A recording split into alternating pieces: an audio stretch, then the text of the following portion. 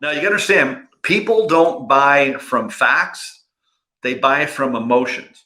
Now they do gather facts.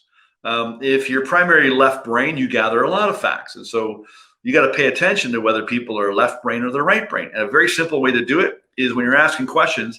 If when they answer your question, they go, "Well, I think," well, they're probably left brain. They probably think a lot. And the right brainers go, "Well, I kind of feel like," so just listen for the word think or feel. And if they use the word think, they're left brain, they're analytical, they want the facts. If they're right brain, they're more emotional, they're more intuitive, and they'll probably buy off the feeling. But ultimately, even the left brainers buy off of emotion, not based on fact. They gather the facts to make their emotional side feel safe and secure, and they're making a good buying decision. But ultimately, people buy off emotions. And so they start out wanting the facts, but the truth is they want something to help them improve their life and how it makes them actually feel, okay? So people buy off of emotion. So what the hell does that all mean? Well, what you've got to learn to do is you got to learn how to connect to people at an emotional level. I was talking to somebody the other day that I coach. She's been off and on with her sales. It's been up and down. She has a little bit of a winning streak, and she stops and starts. She has these spurts.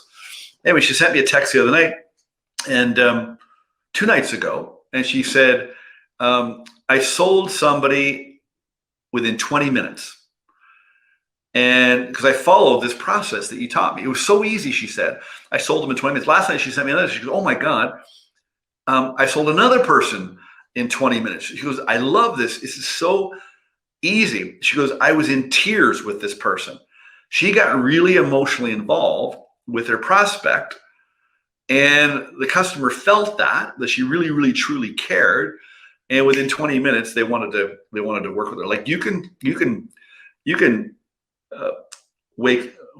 make way more money in a hell of a lot less time if you get more effective at the sales conversation and really understanding what it is that causes people to buy it. And when you can do that, you could probably cut your sales calls from 3 down to 1, or in this case, in this person, down to 20 minutes. Okay.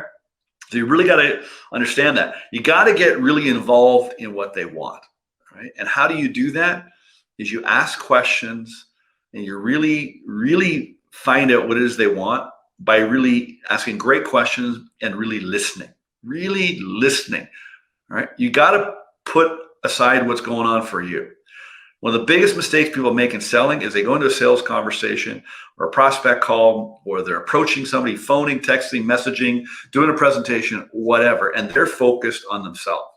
God, I got to make this sale.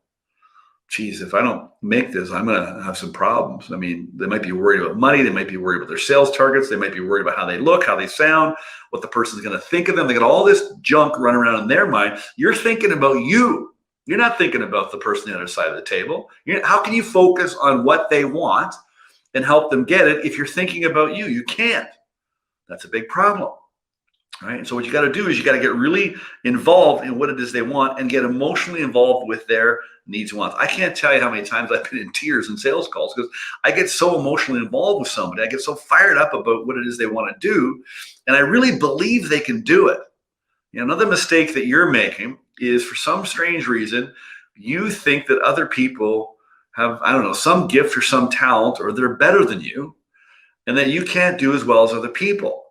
Now, you might have the evidence to back it up, but people are locked into these beliefs about themselves, these limiting beliefs about what you're capable of doing. And you think, you just look at your tax return every year and you think that's as good as it gets, and that's all that you can earn. All right.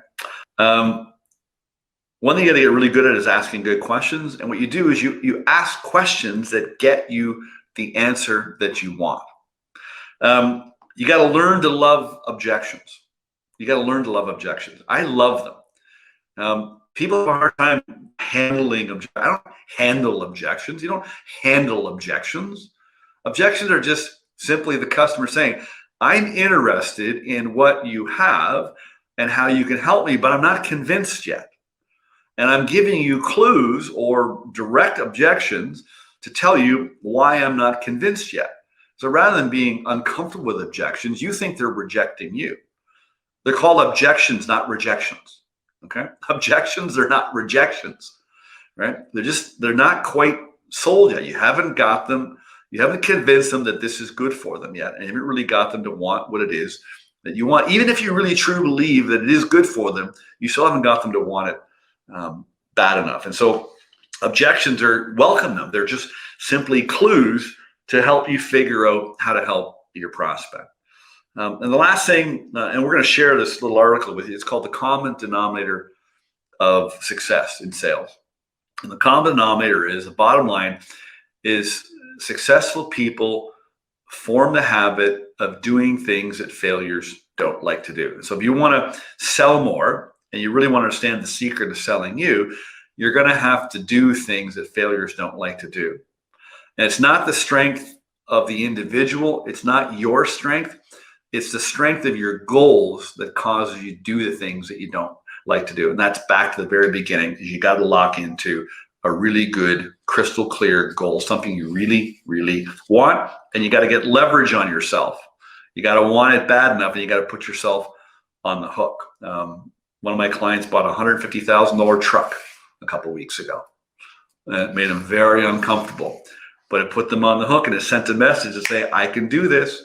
And when you have goals like that put you on the hook, it sends a message, and it builds up a belief you can actually do it. But you're not going to make some stupid move like that. Like she really felt like she could do it. It scared her, but she really felt that she could do it, and she can, and she will. And her income's going up already since she made the purchase. So that's the way it works.